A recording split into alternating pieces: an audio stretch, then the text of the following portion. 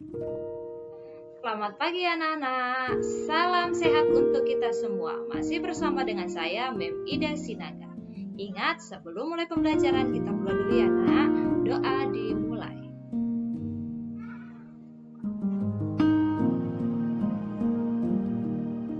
Doa selesai. Nah, untuk hari ini kita sudah masuk tema 2, selalu berhemat energi dengan subtema 2, manfaat energi. Pembelajaran pertama ya nak untuk hari ini, dan muatan untuk hari ini adalah muatan bahasa Indonesia dan IPA.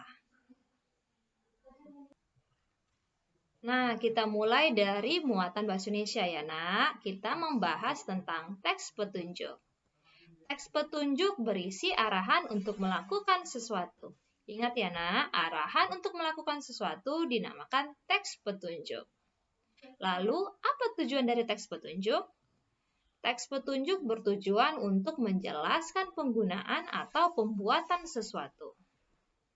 Nah, kalimat yang digunakan dalam teks petunjuk merupakan kalimat perintah. Ingat ya nak. Berikut hal-hal yang perlu diperhatikan dalam membuat teks petunjuk. Yang pertama, cara atau petunjuk disajikan secara berurutan. Ya nak, berurutan di sini artinya berurut ya nak. Langkah yang kita buat harus berurut. Misalnya kita ingin menyajikan teks petunjuk cara membuat sesuatu. Maka kita harus memulai dari awal pembuatan sampai akhir pembuatan itu ya nak secara berurut. Jangan kita sudah mulai dari tengah pembuatan terus kita kembali lagi ke awal pembuatan tersebut.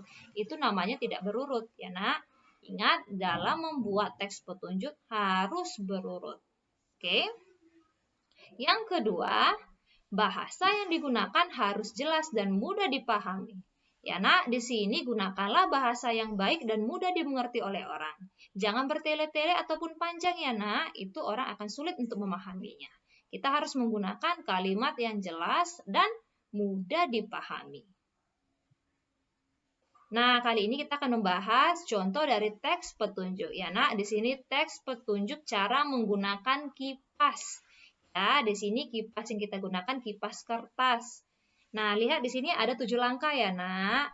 Nah, dari nomor 1 sampai ke nomor 7 ini dia berurut. Ingat yang tadi.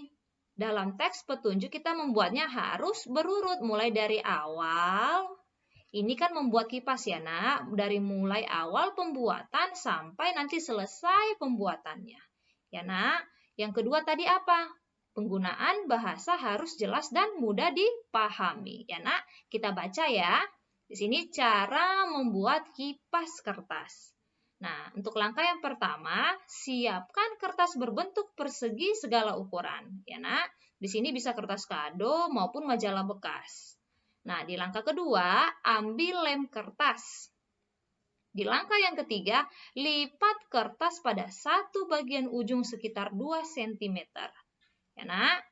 Yang keempat, balikan kertas dan lipat lagi ke arah yang berbeda. Lakukan hal yang sama sampai seluruh bagian kertas terlipat. Ya, nak, seperti ini dia bentuknya ya. Nah, untuk langkah yang kelima, lipat lagi lipatan kertas menjadi 2 bagian yang sama besar. Langkah yang keenam, lem di sisi kertas yang saling berhadapan. Ini dia nak ya, kita pasang lem di sini. Dan yang terakhir, kipas siap dipakai. Ya nak, seperti apa bentuk hasilnya? Seperti ini dia. Nah, ini contoh hasil dari kipas kertas yang kita lihat dari teks petunjuk buatan kipas ya nak. Nah, jadi langkah-langkah ini dari 1 sampai 7 ke bawah ini merupakan teks petunjuk cara pembuatan sesuatu. Ya nak, ini merupakan bentuk dari teks petunjuk. Nah, di sini Mem akan kasih contoh satu lagi ya nak. Perhatikan, ini gambar apa? Gambar setrika kan nak? Nah, ini lebih jelasnya lagi. Sudah nampak kan nak gambaran? Kira-kira dari gambar ini merupakan teks apa? Teks petunjuk apa?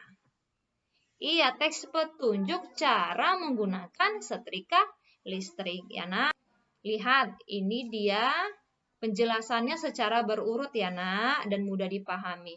Nah, ini merupakan salah satu contoh dari teks petunjuk ya nak. Di sini teks petunjuk cara menggunakan sesuatu ya nak. Jika yang tadi cara membuat sesuatu, ini cara menggunakan sesuatu. Nah, sekarang kita masuk muatan IPA. Muatan IPA kali ini kita membahas tentang perubahan bentuk energi dalam kehidupan sehari-hari. Perubahan bentuk di sini, nak, maksudnya dari suatu energi ke bentuk energi lainnya ya, nak. Perhatikan gambar di bawah ini. Nah, kira-kira barang tersebut merupakan contoh barang apa, nak? Iya, ini merupakan contoh dari barang atau alat elektronik, ya kan, nak? Alat elektronik yang kita gunakan sehari-hari memanfaatkan perubahan bentuk energi. Apa saja contohnya? Kita perhatikan ya, nah yang di bawah ini ya. Di sini ada gambar blender, ya kan? Kemudian di sini ada setrika listrik dan ada kipas angin. Ketiga contoh berikut merupakan alat elektronik karena alat elektronik atau barang elektronik paling banyak kita jumpai di dalam rumah. Nah, kita akan membahas satu-satu contoh dari perubahan bentuk energi. Ya, nak? Yang pertama, energi listrik menjadi energi panas. Apa saja contohnya? Ada setrika listrik. Ya, nak ya, di sini perubahan dari energi listrik, ya, nak ya, di sini ada arus listrik, kemudian berubah menjadi energi panas. Apa fungsi dari setrika listrik? Untuk merapikan pakaian karena kita memanfaatkan setrika listrik. Ada apa lagi contohnya? Ada rice cooker ya nak, atau penanak nasi.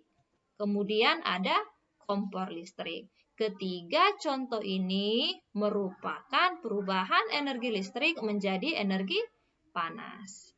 Ya nak. Yang kedua, ada energi listrik menjadi energi gerak. Ya, nah, apa saja contohnya? Ada kipas angin. Nah, di sini juga ada blender. Kedua contoh barang ini merupakan perubahan dari energi listrik menjadi energi gerak.